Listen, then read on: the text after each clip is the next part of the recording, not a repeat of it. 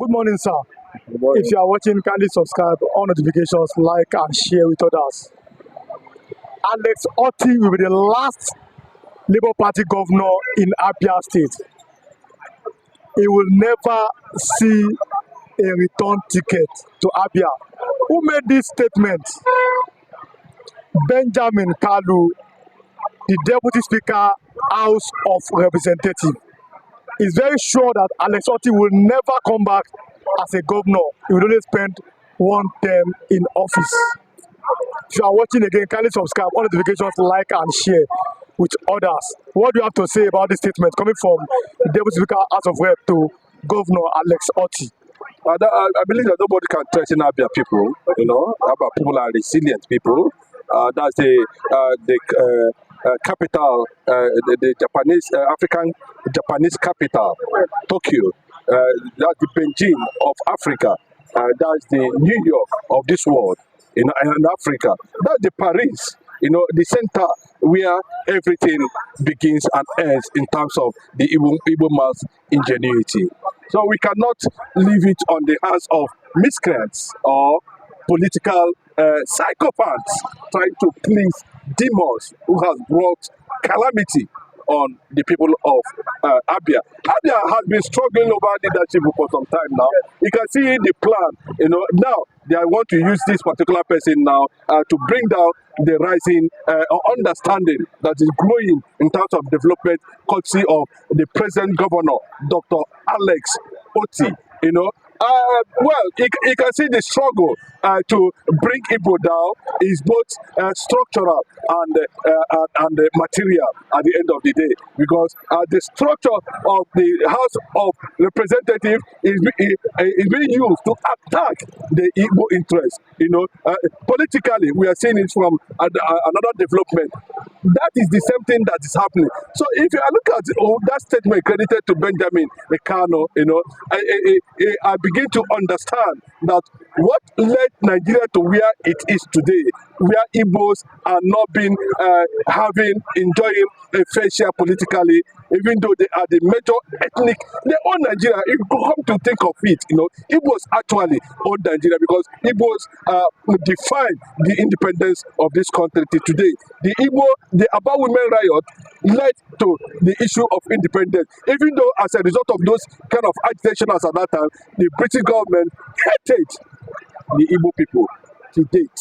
So, but the consciousness of this generation is beginning to arise based on our identity and our quest to understand why we should be free from this kind of continuous and endless attack on anything that has to do with Igbo as a nation. That's what I'm saying. So, if Benjamin Onwuka is saying something like this, it means that the enemy is at it again. We must understand that the Abia people are comfortable with what Alex Otti, the governor, is doing at the moment. For the first time, we are seeing a certain foundation being laid, for the possible rise of God's own state. It's going to be thrown to the dustbin. But the fact is, that when you take PDP and APC and give it to Igbo man, the structure of presidency to Igbo man, what happened to P2B will repeat itself at the end of the day. So we will go back to square one. We are not joining any party, APC or PDP, in Abia State. Labour remains in Abia State, and Labour has come to stay in Abia State. He might be making that kind of statement because he's not ashamed to understand that as an Igbo man, you are not supposed to be even bragging with peanut position, giving your contribution to the development of Nigeria. Is an insult. Because I wanted to ask this question, sir. We've seen, for example, Abia for the past 16 years. We've seen misgovernance. We've seen how the state resources have been allegedly embezzled. We've seen dump refugees on the road and everything. But since this man came, what you saw, at least on the internet, we've seen new roads, we've seen clearance of dumps, and we've seen improved electricity and everything. Why then do you think that somebody will now come and say such a governor that seems to be working for the people will not be re-elected again? And who do you think that Benjamin Kalu, the Speaker of the House of Representatives, who do you think that he is speaking for? what is happening there, by the time those things are happening, the direction is taken at every point in time. You begin to understand the direction of where that kind of pressure is coming from. It's a political negotiation, it's a political game, it's a political attack, deliberately, manipulated. There are some secrets about Nigeria we might not be able to know, but so some of them knows the secret of Nigeria. And with the arrangement, the secret arrangement that's already been made, that the public cannot have access to. So all those kind of arrangements and decisions, when they play out, at every point in time it plays out, and we interpret it. And when you begin to trace it, you trace it back to the genesis of the foundation and the beginning of this entity called Nigeria. From the beginning of arrangement of Nigeria, the Igbo man is unhated. Why? Because I can give you three reasons for that. One, the direct rule, and indirect rule factor. Then, if you come to Southwest here, Yorubas are the only tribe in the history of the world that personally wrote to the colonial master to come and colonize them. The Igbo land took them 30 to 40 years before the British system can be able to conquer them. It gave the British system a lot of headache. And on top of that, people from that region started campaigning for Pan-Africanism, which the British government used indirectly, manipulated some region against a certain interest. It's still playing out, but thank God, that at every era there is a generation of praise, there is a generation of heroes, there is a generation of brave men, there is a generation of activists, there is a generation of innovation. And that's where we are today. And that generation is asking that the world see the need for a certain tribe, a certain race, a certain colony, be seceded from the entity called Nigeria, because we cannot continue to be part of something that does not work for the black man. We are going to discuss something, but not even today, because I know you are a very busy person, you are going somewhere. What I'm going to discuss, I'm just saying, is that a man came here from the north, very educated, very educated.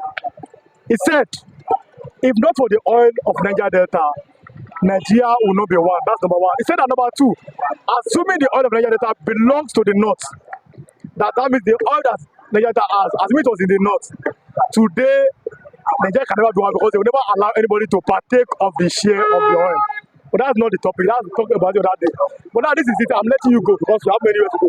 Now, why do you think that politicians just come out and threaten people or tell them that this social thing will happen and there will not be consequence for it? But how can the devil speaker say that a governor will not be allowed up, or governor will not go for a second term, and nobody's arresting and nobody's saying anything? Do you think that somebody might be working on behalf of some politicians? I'm letting you go now. He's working on behalf of certain interests that made him the speaker that mocked the ethnic nationality of Igbo by giving them scrubs as political position. Yes. So to him, he feels elected. But to another Igbo man, he's just wasting his time. So you can see how unimportant that kind of statement is. He is not much to the consciousness of the Abia people, even though that he is from that state, claiming what he does not understand. I know he understands the Nigerian factor, clearly, but coming to the issue of using some certain pressure as a result of what he is enjoying today, to take over, asking a sitting governor, democratically elected, threatening a democratically elected governor. My brother, in honest truth, I can tell you that Dr. Alex Otti is not just a pushover.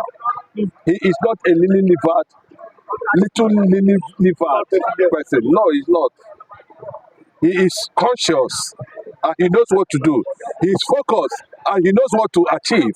He must give Abia State that Beijing, Tokyo, New York, Paris status, not even Lagos.